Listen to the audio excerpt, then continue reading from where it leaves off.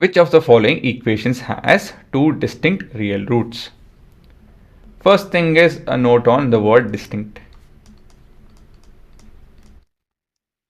What does distinct mean, guys? Any idea? It means different. Basically, this also means not equal.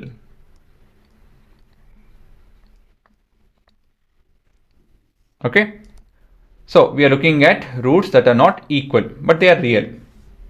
That's the question. What are the options do we have to solve such a thing? Well, we have option 1 would be, we can find the roots and tell if they're real or not.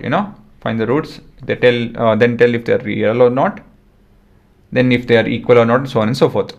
But this is not a good option. Why? Because it's lengthy. Okay. Second option is your D.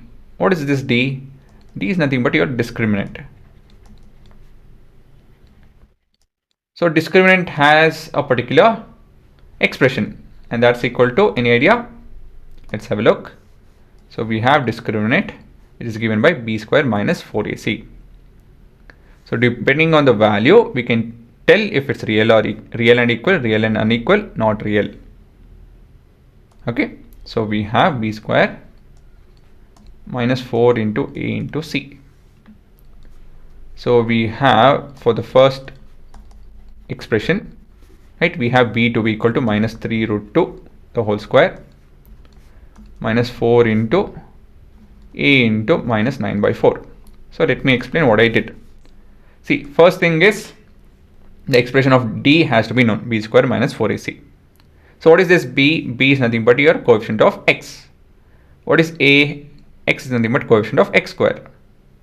And what is c? C is nothing but constant. So I picked up these numbers from equation 1, equation A, and I wrote this. So here I'm trying to mention that the discriminant of option A is this. It has nothing to do with, per se with anything with equations and all of that. I'm just trying to indicate it's option A. That's it. Okay. Yeah, I've just substituted that. Now I have to simplify this. So now we have minus 3 the whole square into root 2 square. Minus of minus is plus. 4 divided by 4 is 1. This is 18. Okay. So we have root and square getting cancelled. And we have this to be 9, positive 9 and 18 and so on and so forth. Right? We can clearly see that it is more than 0. Why is that I am not calculating? I mean, I should be calculating, right? But I am not. Why is that? See, clearly we have d to be greater than 0. And so the final number, right, it does not matter. Because all we have to know is it greater than 0? Is it equal to 0? Or is it less than 0? That's it. Nothing else. We just have to find this. All we have to do is this. Right? All you have to find is if d is greater than 0 or not. And we found. Clearly d is more than 0. Right? That's it. That's enough. You don't have to calculate. Why am I telling this is when you get big numbers, like say 146 plus 2 into 356 and all of that. Yeah, we can calculate it. That's not the issue.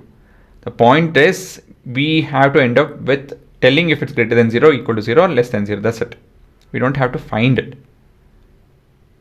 Okay. So whenever you come across any expression which is leading to a value which is more than 0, we can tell that roots are, what is the final conclusion? Roots are real and unequal. This implies roots are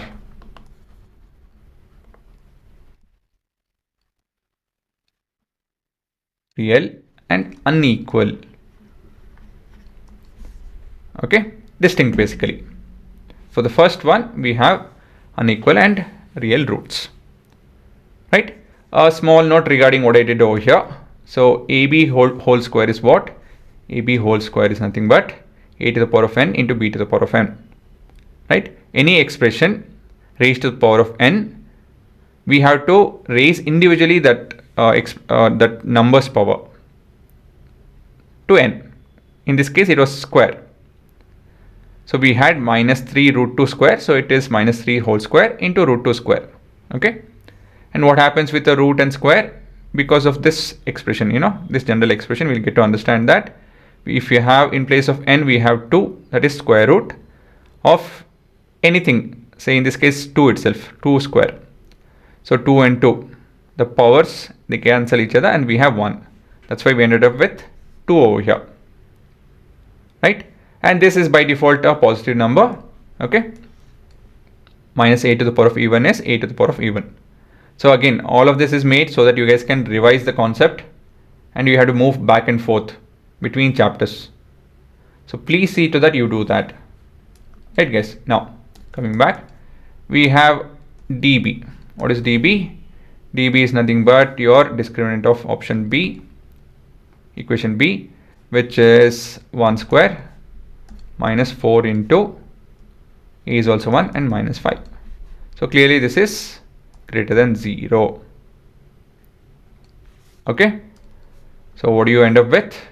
We end up with that the roots are, this implies roots are real and unequal.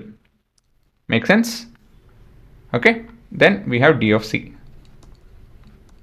which is b square minus 4 into a into c. So we have 9 minus 8 root 2.